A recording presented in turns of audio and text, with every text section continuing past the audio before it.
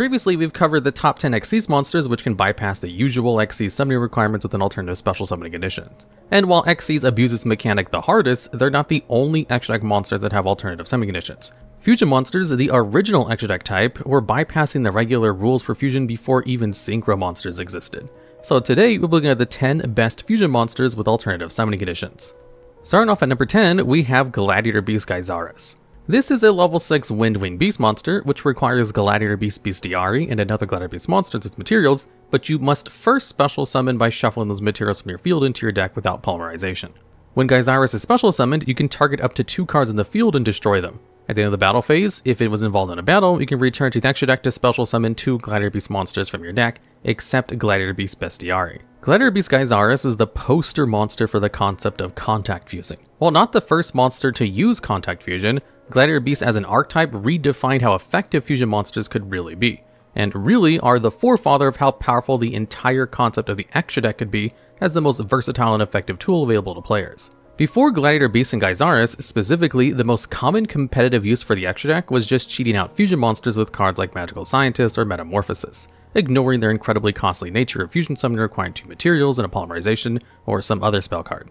Or all-in OTK pushes with explosive spells like Overload Fusion and Power Bond. Contact fusing threw all of that out the window, both letting you fuse it if you just had the right materials, ignoring the need to also draw a specific spell card, and providing way more powerful extra deck boss monsters than previously seen. But you still had to be making a good monster and using good monsters in general to make contact fusing work, and that's where Gladiator Beasts come in. Gyzarus' ability to destroy 2 cards in the field was an insane value in its time, as the game was much slower and chainable responses were much more limited. Gladiator Beast as a deck loved triggering their mini tag-out effects through battle to summon out other Gladiator Beast monsters and get incidental or direct value off their effects. For example, Bestiari, Gyzarus' only named material, would destroy a spell trap card on the field when it was summoned by another Gladiator Beast monster's ability to swap it out after a combat. This tagging out lets you basically go into any combination of Gladiator Beasts, making setting up Gyzarus relatively simple after a single battle phase. Gyzarus lets you turn any 2 Gladiator Beasts into a clear path, get some attacks in, then tag back into other main Gladiator Beast monsters to occur even more advantage. The inherent -1 of even this contact fusion didn't mean much when you were getting destruction effects, a fairly strong body to attack with, and tagging back out and getting 2 monsters back at the end of the battle phase, undoing any of the inherent negatives of fusion summoning. There are other Gladiator Beast fusion monsters who follow this trend, most notably Gladiator Beast Heraklinos, who deserves an honorable mention in its own right, who was one of the first effective extra deck boss monsters with a quick effect negation. But Gyzarus and its sheer efficiency was the main reason Gladiator Beast wasn't just a great deck, but a great deck over the course of multiple years, constantly popping in and out of competitive relevance with new support or a metagame that wasn't prepared for the sheer value these monsters could occur. The Gladiator Beasts may be past their prime these days due to being released so long ago, but their overall impact on the complexion of the game and how the extra deck is used has had an impossible to ignore impact on Yu-Gi-Oh as a whole. And today's video is brought to you by HelloFresh. HelloFresh has 45 weekly recipes to choose from for all meal occasions, lifestyles, and preferences. I'm prone to skipping the grocery store this time of year with Thanksgiving holiday around the corner and the extra crowds. Thankfully, I can skip that extra grocery store trip and get tasty recipes delivered with HelloFresh. All I have to do is just pick my meals, decide on a delivery date, and wait. All the ingredients come pre-portioned, so I don't really have to worry about getting the correct amounts.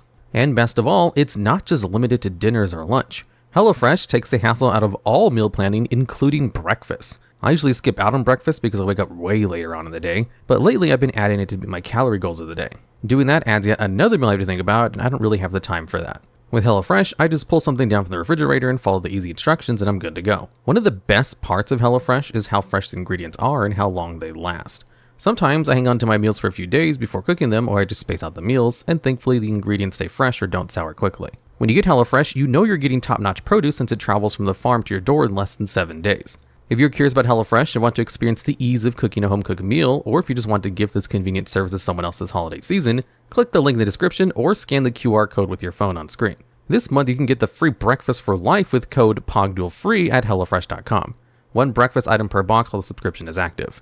Click the link in the description or scan the QR code with your phone. And now let's go back to the video. Next up on this list at number 9, we have Elder Entity Natis. This is a level 4 light fairy monster with 2500 attack. Natis' fusion requirements are 1 Xyz and 1 Synchro monster, but must be summoned by sending those materials you control to the graveyard instead of your typical fusion. While on field, Natis allows you to special summon 1 level 4 monster from your hand. And when sent to the graveyard from anywhere, Natis allows you to target one card your opponent controls and destroy it. Natis is a very unusual card, and is really only on this list as a technicality. In its core design, the ability to contact fuse by sending in Xyz and Synchro monster is meant to let it be summoned within their rather unusual entity archetype, who are all about combining different extra deck summoning types with monsters like Fellow Elder Entity Norden, Old Entity Cthulhu, and Hastor, all as level 4 monsters that would overlay into Outer Entity Narla, who could then rank up for the well-known broken powerhouse Outer Entity Azathoth, the true boss monster of the archetype who was intended to be summoned this way to get its board wipe in effect. And while the effects of cards like Natis and Norden made this setup possible with their special summoning abilities on field, it was too much of a headache to ever pull off. And well, Azathoth and Norden were beyond broken on their own merits and have been banned for a while because of it, making this setup not even possible anymore. All this to say, the only important thing about Natis historically is that you can send from the extra deck directly to the graveyard to destroy a card. This made it an incredibly popular utility card when playing Diviner the Herald for other reasons, and its existence made Dogmatic Punishment a powerful 2-for-1 removal effect, with both Punishment and Natis getting to destroy a card, while this setup is easily searchable off of Dogmatic Ecclesia the Virtuous. This became the backbone of multiple strong control decks in the past, and still sees some fringe play to this day. Natis's alternative summon condition has nearly never come up, not even as a super polymerization option since it can only be summoned by its alternative condition, and with your own monsters. Otherwise, those weird but somewhat generic materials would have made it great with super polymerization.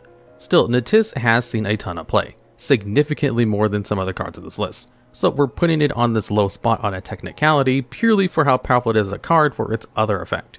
And at number 8, we have World Chalice Guardragon Almarduke. Almarduke requires 3 link materials as its fusion materials, but can also summon itself by contact fusion by attributing 3 link monsters you control to special summon it. Almarduke can attack every monster your opponent controls a single time each, and when it does declare an attack on a link monster, you can banish a link monster with the same rating as the one you're attacking, destroy it, and burn your opponent for the destroyed monster's attack. World Chalice Guardragon Almarduke is a very powerful, but very niche card. There isn't a whole lot of crossover between fusion monsters and link monsters in Yu-Gi-Oh's history. While there's a couple of notable examples like Verte or Proxy Magician, Almarduke's ability bridges the original concept of contact fusion into its spiritual successor of link summoning. Link summoning, after all, works just like contact fusing, but with usually less restricted materials, but the more restrictive summoning restriction of link arrows. Almarduke works as both an incredibly powerful finisher with its high stats and destruction effect, making it a menace for board clearing and killing opponents in one turn during the link era. That said, its summoning requirements were a bit steep, and it was competing with more powerful OTK machines like Borosaur Dragon as a way to turn 3 link monsters with materials into a quick kill, with Borosaur being a bit easier to summon. So what made Almarduke truly special? Well, Almarduke was an absolutely insane super polymerization target at the height of the link era. Most good super polymerization targets usually let you clear 2 monsters from your opponent's board to summon a monster of your own. But in the link era, with Master Rule 4 making extra linking a functional lockout on your extra deck, a super polymerization for Almarduke would let you take out the monster in the extra monster zone along with 2 other monsters in their extra link setup, and get you an amazing OTK tool in the process to attack over the remaining link monsters from the extra link setup. A frequent feature of side decks for quite some time was one Almarduke and as many super polymerizations as were legal. Another funny interaction that Almarduke sometimes allowed was its ability to convert generic link monsters into a monster with levels. Very dangerous levels at that. Basically, every deck needed some link summoning to enable their extra deck plays in Master Rule 4, but this also meant you could convert that link strategy into true King of all Calamities, one of Yu-Gi-Oh's most broken boss monsters ever, courtesy of Almarduke being a level 9 who works well with link summoning. Most of Almarduke's utility fell off when link strategies stopped being dominant and Master Rule 4 was ended, making only link monsters and pendulum monsters subject to their summoning restrictions. Though it still occasionally sees play in recent formats as a super polymerization target for decks that have tons of extra deck space for that kind of utility, like Labyrinth. If link decks ever became a dominant force in the metagame again, don't be surprised to see Almarduke make another huge resurgence. Next up at number 7, we have Ritual Beast Ulti-Cannahawk. This card requires 1 Ritual Beast monster and 1 Spiritual Beast monster as materials. Ulti-Cannahawk must first be special summoned by banishing the listed materials you control. On a soft once per turn, you can return 2 banished Ritual Beast monsters to your graveyard, and if you do, add any Ritual Beast monster from your deck to your hand. As a quick effect, you can tag out Ulti-Cannahawk by sending it back to your extra deck to special summon 2 banished monsters, 1 Ritual Beast and 1 Spiritual Beast, to the field in defense position. Ritual Beast is one of the more unusual decks in Yu-Gi-Oh's history, being split into a double archetype where it relies on both Ritual Beast and Spiritual Beast to come together to make powerful fusion monsters. While Ulti-Petalfin, Ulti-Apelio, and Ulti-Gyapelio are all powerful in their own right, the real standout of the archetype is Ulti-Cannahawk. The advantage loop it generates is infamously complex and hard to explain, but to try to simplify it, the main deck monsters like Spiritual Beast Cannahawk and Spiritual Beast Petalfin would net you advantage when summoned. Cannahawk could search other beasts by banishing them from the deck as a soft once per turn, which is where Ulti-Cannahawk wants monsters for its tag-out effect. And considering you could tag into another regular Cannahawk and repeat its soft once per turn effect, you could really fill up your banish pile with resources. Petalfin was the deck's searchable removal piece, coming with a bounce effect for your opponent's cards. Other monsters in the deck, like Ritual Beast Tamer's Lara or Wen, would be the monsters who give you the extra special summons needed to get into Ulti-Cannahawk in the first place.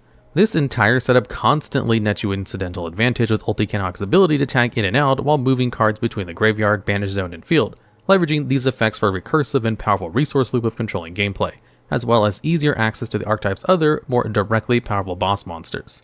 During the height of Necroz's meta dominance, Ritual Beast became one of the best decks at countering and beating this dominant opponent, so long as you could figure out the rather complex playlines it required. This complexity did hurt its popularity, but having a winning matchup against a previously tier 0 and still format defining deck at the time was nothing to scoff at.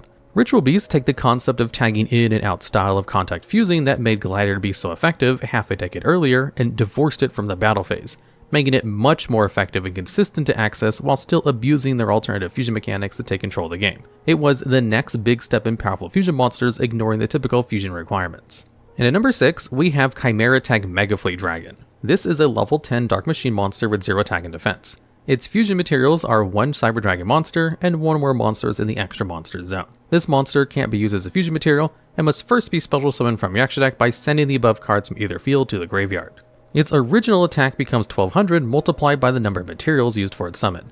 Chimeratech Megafleet Dragon is probably the simplest card on this list in its form and function. It has one purpose: make your Cyber Dragon monsters immediate answers to any monsters in the extra monster zone. Since Megafleet stipulates from either field, it lets you contact fuse with your opponent's monster, removing it without having to deal with any protection effects that big boss monsters might have. This doesn't start any sort of chain, so it's not something you can answer with negation, though a quick effect removal of some kind to get rid of the Cyber Dragon monster could save your monster in the extra monster zone. This card functionally exists to let Cyber Dragon as an archetype deal with powerful Link boss monsters back when Link summoning really messed up the Cyber Dragon game plan. It's a spiritual successor to another monster in honorable mention for this list, Chimeratech Fortress Dragon, who can be contact fused with any machine monsters on either field. This was a big deal back when Card Trooper and Cyber Phoenix were in every deck, and has infrequent resurgence in popularity when machine decks suddenly becomes top meta contenders. Like when Cosmo was a tier 1 threat, and you'd still see Cyber Dragons playing this card just to out any dangerous machine monsters that might become meta. Megafleet is a bit more modern relevant thanks to the extra monster zone being a frequent place where players want to put their boss monsters. While it might seem apt to play around Megafleet by summoning your most important monster outside the extra monster zone, that's not always an option for Link boss monsters, and more importantly, the existence of Nightmare Cerberus, and its ability to destroy any special summon monster that isn't in the extra monster zone makes it technically more correct to put your most valuable monster in the extra monster zone, as Cerberus is a more common card in extra decks than Megafleet. There's a lot of nuance involved in this card and its spiritual predecessor, working as both side deckable answers for any deck as well as main deck blowouts for the Cyber Dragon players. Taking the number 5 spot on this list, we have Vicious Astraloud. Its fusion materials are Visa Starfrost and 1 monster with 1500 attack and 2100 defense.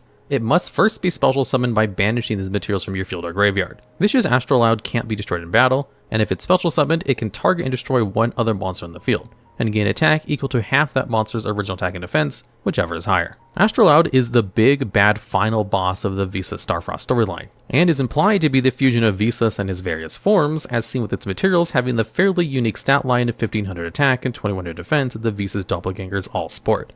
While technically all the decks can make Vicious Astraloud so long as they're sporting their archetypal spin-off and Visas himself, the main decks that run Vicious Astraloud is Vanadium, as they synergize best with Visas and use his status as a tuner for synchro plays anyhow, meaning that getting both Vanadium Reumheart and Visa Starfrost in your graveyard is typical for their combo. This means the deck has consistent access to Astraloud, as Astraloud warps the contact fusion mechanic to its absolute limit by special summoning itself with graveyard materials, making it entirely free. So, despite being a synchro deck, this gives Vanadium an incredibly powerful fusion-based follow-up boss monster who's proficient at breaking boards and pushing for lethal damage. On its own, Astraloud's a fairly middling card. Protection from battle is nifty, but as a going second OTK tool, it's rarely staying on the board to get attacked in the first place. Its removal effect is solid, but there's plenty of extra deck monsters that are more generic with similarly good or better effect removal. Astraloud's power really is just in being a hulking monster that can summon itself at no cost to the player. It's so easy to summon that Vanadium pilots would even include a small Scareclaw engine with Scareclaw Reichhard and Scareclaw Lightcraw to make access of cross-sheet before summoning Astraloud, in part thanks to Reichhard fulfilling half of its summoning requirements and getting a free special summon from the graveyard courtesy of cross-sheet. And that makes a quick and efficient total of 4 material Link climb to Appaloosa, protecting the rest of the deck's plays or other potential Link boss monsters. Thanks to the way fusion summoning works, it even lets you do something with a Visas or Rheum Heart that gets put face down by the effects of a Book of Moon, since fusion monsters can use face down monsters for their summon, and Astraloud can banish from the field too. And considering how good Book of Moon and Book of Eclipse have been in these recent formats, that's a very relevant feature. And all because Astraloud is so dang easy to summon with its complete disregard for the rules of fusion summoning. Great going first, great going second, and all in a great modern archetype. Assembling at number 4 on this list, we have ABC Dragon Buster. This is a level 8 light machine monster with 3000 attack and 2800 defense. It requires 1 each of A Assault Core, B Buster Drake, and C Crush Wyvern as its materials, and must first be special summoned by banishing each of them from your field or graveyard.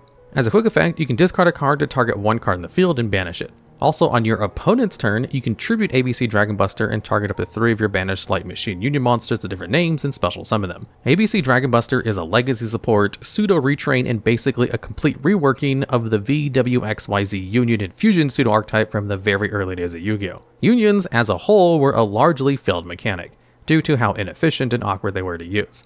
And despite how powerful Contact Fusion eventually became, these early VWXYZ monsters were nowhere near good enough to justify their costs. But then came the ABC monsters and ABC Dragon Buster.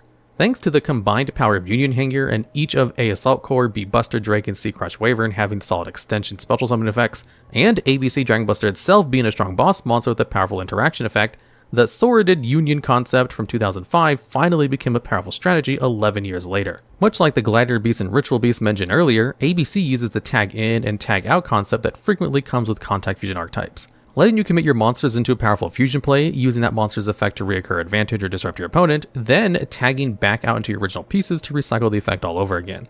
Banishing any card on the field as a quick effect is fairly powerful, even by modern Yu-Gi-Oh! Standards, even if it does require a discard. And the quick effect nature of ABC Dragon Buster's tag out ability lets you dodge interaction that can sometimes thwart this ability without losing anything in the process. Combine that with Union Hanger being one of the best field spells ever, giving you an immediate +1 advantage by searching out 2 names of your choice, and continue to add another ABC piece every subsequent turn, and you have the makings of an all-around powerful archetype for its era.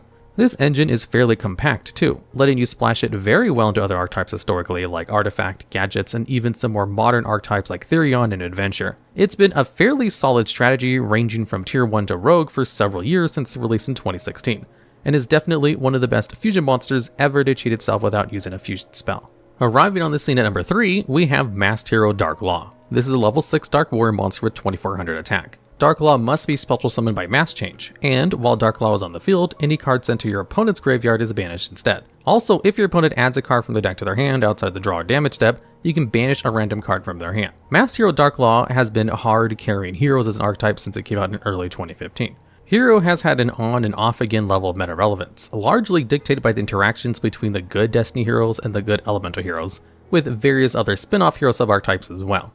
Dark Law is arguably the most powerful hero boss monster thanks to its incredible Floodgate effect.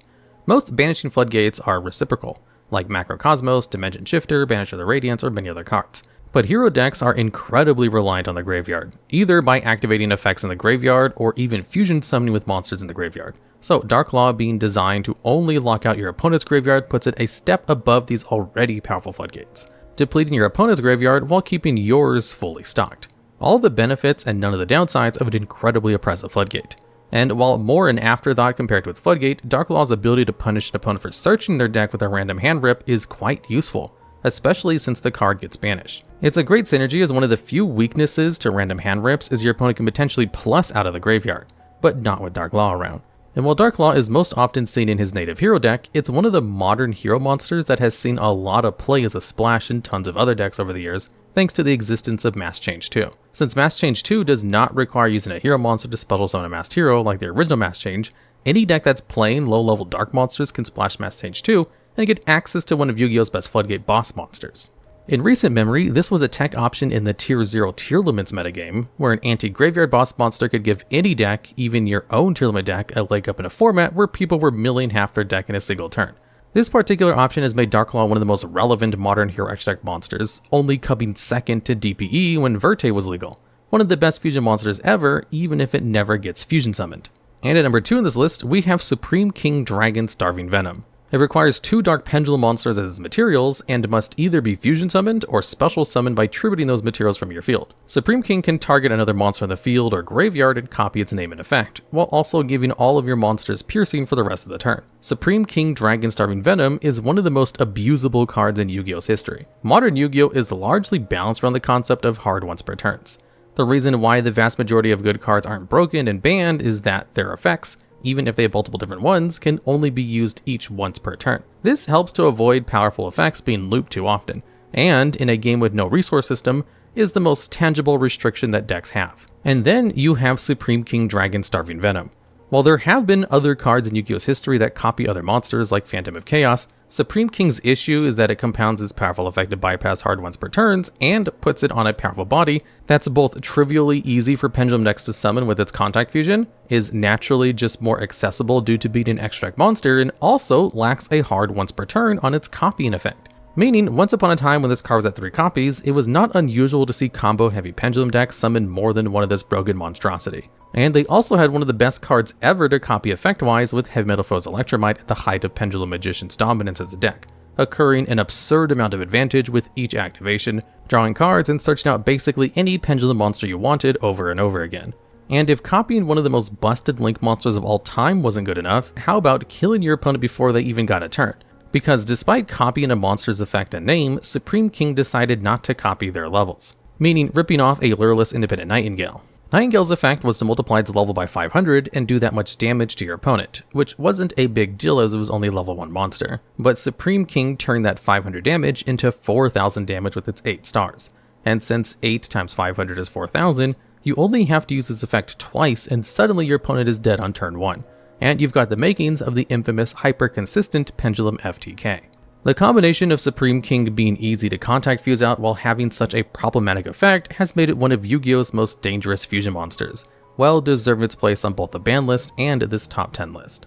Finally, towering over the rest of the competition at number 1 on this list, we have Thunder Dragon Colossus. This is a level 8 Dark Thunder monster with 2600 attack and 2400 defense. It requires a Thunder Dragon and 1 other Thunder monster as its materials, and must either be fusion summoned or special summoned by tributing 1 Thunder effect monster that isn't a fusion monster itself. While Thunder Dragon Colossus is on the field, your opponent can't add cards from their deck to their hand except by drawing them. And if it would be destroyed by battle or card effect, you can opt to ignore that by banishing 1 Thunder monster from your graveyard instead. Thunder Dragon Colossus is quite seriously the card that most dangerously mocks the entire concept of fusion summoning. It's obviously one of Yu-Gi-Oh's best boss monsters, being a constant meta-dominating force for the entire lifespan of its legality. The combination of an extremely tough floodgate effect that cuts players off of searching, something that most modern decks are reliant on, while being obscenely hard to deal with conventionally due to its protection effect, is a daunting monster to deal with. And that protection effect can often be hard to burn through, as Thunder Dragons are known for putting tons of Thunder Dragons, Thunder Dragon Darks, and all sorts of weird Thunder-based starters and extenders like even Battery-Man Solar in the graveyard, just to set up their turn 1 plays. But there's plenty of tough to deal with floodgating boss monsters in Yu-Gi-Oh! The thing that truly makes Colossus special is how it bypasses its fusion requirement. If you actually had to fusion summon Colossus properly, it's possible it might have never been banned despite its frustratingly powerful effect. But being able to just tribute any Thunder monster bypass its summoning requirements is such a trivial cost to bring out this colossal pain in the neck. Most cards on this list have to contact fuse away 2 or more monsters or have a unique method of special summon that still requires a spell. But Thunder Dragon Colossus summoning condition is better compared to a Link 1 monster in difficulty than an actual fusion monster. A card like Aloof Lupine, a rather inoffensive monster before Thunder Dragon appeared on the scene, or the otherwise incredibly slow Gold Sarcophagus suddenly become a 1-card setup for Colossus thanks to the ability to banish Thunder Dragon Dark, who would then search Thunder Dragonhawk, who would then fulfill all of the conditions to summon Colossus by special summoning the banished Thunder Dragon Dark with its activated in-hand ability. Few boss monsters as powerful as Colossus should be so trivially easy to summon, and it made Thunder Dragon arguably the best deck of the high-powered toss format. If it weren't for how obviously great Colossus is the representative of the Thunder Dragon deck, its partner in crime, Thunder Dragon Titan, would likely take a higher spot on this list, due to having its own way to cheat itself out and wreak havoc on the field. Thunder Dragon Colossus showed Yu-Gi-Oh players just how far you could push the idea of a quote-unquote fusion monster being one of the easiest to summon extra deck monsters ever, as well as one of the most powerful, and that earns it a well-deserved top spot on this list. Okay, and that's the list. Are there any other fusion monsters with unique summoning requirements that you think should have been on this list? Are there any other topics like this you'd like to see me cover? If so, leave those suggestions down below in the comments.